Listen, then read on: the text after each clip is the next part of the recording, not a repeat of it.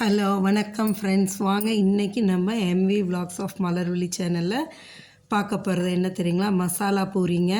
இந்த மசாலா பூரி அவ்வளோ டேஸ்ட்டாக இருக்கும். டெய்லியும் நம்ம அடிக்கடி வீட்டில் பூரி செய்யும்போது ஆர்டினரியாக செஞ்சு கொடுக்குறோம் இல்லையா, அப்படி செய்கிறத விட இப்படி மசாலா பூரி செஞ்சு கொடுங்க. குழந்தைங்களுக்கும் ரொம்ப பிடிக்கும், பெரியவங்களுக்கும் பிடிக்கும். சரிங்களா, இந்த மசாலா பூரி எப்படி செய்யலான்னு பார்க்கலாம். வாங்க வீடியோக்குள்ளே போகலாம். பாருங்கள், ஒரு சின்ன பவுல் ஒன்று எடுத்து வச்சுக்கிட்டேங்க. எடுத்து வச்சுட்டு ஒரு 1½ கப்பு மாவுங்க, சின்ன கப்புக்கு 1½ கப்பு எடுத்து போட்டிருக்கேங்க மாவு. அந்த மாவை போட்டுட்டு இந்த மாவுக்கு தேவையான அளவு உப்பு போட்டுக்குங்க.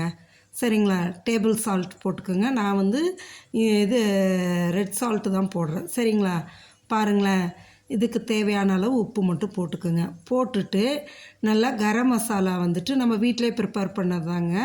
இந்த கரம் மசாலா நல்லா ஸ்கூப்பாக 1 ஸ்பூன் எடுத்து போட்டேன் 1½ கப்புக்கு. போட்டுட்டு மஞ்சள்தூள் ஒரு 1/4 ஸ்பூன் போட்டாச்சுங்க.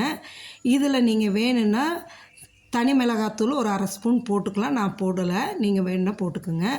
கொத்தமல்லி இலை தண்டு இல்லாமல் வெறும் இலையாக பொடியாக நறுக்கி நம்மளுக்கு தேவையான அளவு நிறையாவே சேர்த்திக்கலாம். ஏன்னா கொத்தமல்லி இலை ரொம்ப உடம்புக்கு நல்லது. நம்ம தேவையான அளவு சேர்த்திக்கலாம். சேர்த்து இப்படி கையால் எல்லாம் ஈவனாக நல்லா கலந்து விட்டுடுங்க. இதில் நீங்கள் தனியாத்தூளும் தனி மிளகாத்தூளும் வேணும்னா சேர்த்திக்கலாம். நான் சேர்த்துலைங்க, சேர்த்து செஞ்சாலும் செய்யுங்க. அப்படியே கலந்து விட்டு தண்ணியை ஊற்றி கொஞ்சம் கொஞ்சமாக தெளித்து பிசைஞ்சு இந்த அளவுக்கு பிசைஞ்சு எடுத்துருங்க. சப்பாத்திக்கு மாவு கொஞ்சம் இலக்கமாக இருக்கணும். பூரிக்கு நல்லா கெட்டியாக டைட்டாக பிசைஞ்சு இந்தமாரி உருண்டையாக எடுத்து வச்சுக்கோங்க. பூரி மாவு ஊற வைக்கக்கூடாதுங்க. அப்படியே பிசைஞ்சு உடனே போட்டு எடுத்தோம்னா தான், கெட்டியாக பிசைஞ்சு எடுத்து போட்டோம்னா தான் உங்களுக்கு எண்ணெய் இழுக்காது. சின்ன சின்ன உருண்டையாக உருட்டி தேய்ச்சி ஒரு 4-5 தேய்ச்சி வச்சுக்கிட்டு போட்டுடுங்க. ஏன்னா ஒன்றா தேய்ச்சி போட்டு எடுக்க உங்களுக்கு டைம் ரொம்ப இழுக்கும், எண்ணெயும் ரொம்ப காஞ்சிடும். அதனால் இந்தமாரி ஒரு 5-6 எண்ணெய் தேய்ச்சி ஒரு பிளேட்டில் வச்சுக்கோங்க. வச்சுட்டு போட்டு எடுக்கும்போது இதாகும். அதே சமயம் பூரி போடும்போது எண்ணெய் நல்லா சுட்டுருக்கணுங்க. நல்லா காஞ்சிருந்ததுனா தான் உங்களுக்கு அந்த பூரி நல்லா ப்ளஃபியாக, எப்படி சொல்கிறது, பூரி நல்லா பொங்கி எழுந்து வரும். அதுக்காக தான். சரிங்களா, இந்தமாரி ஒரு பிளேட்டில் தேய்ச்சி எடுத்து வச்சுக்கோங்க. பாருங்கள், அப்படியே எண்ணெய் காஞ்சதும் போட்டு லேசாக அமுத்தி விட்டு இந்த எண்ணெயை மேலே தெளித்து விட்டிங்கன்னா உப்பி வரும் நல்லா. அப்படியே அடுத்த பக்கம் பெரட்டி விடுங்க. பெரட்டி விட்டு எடுத்துட்டிங்கன்னா சூப்பரான மசாலா பூரி ரெடிங்க. இதேமாரி நம்ம தேய்ச்சி வச்சுருக்கிற பூரியெல்லாம் போட்டு எடுத்துக்கலாம்.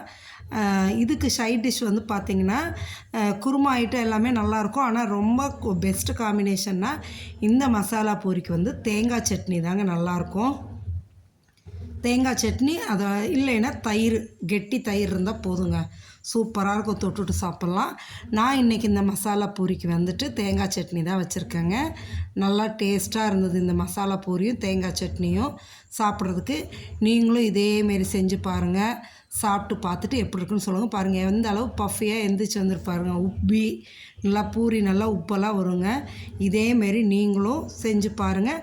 நான் தனியாத்தூளும் மிளகுத்தூளும் மிளகாய்த்தூளும் விட்டுட்டேன். நீங்கள் வேணும்னா அதை போட்டுக்கலாம். சரிங்களா, போட்டு செஞ்சிங்கன்னா இன்னும் நல்லா டேஸ்ட்டாக இருக்கும்.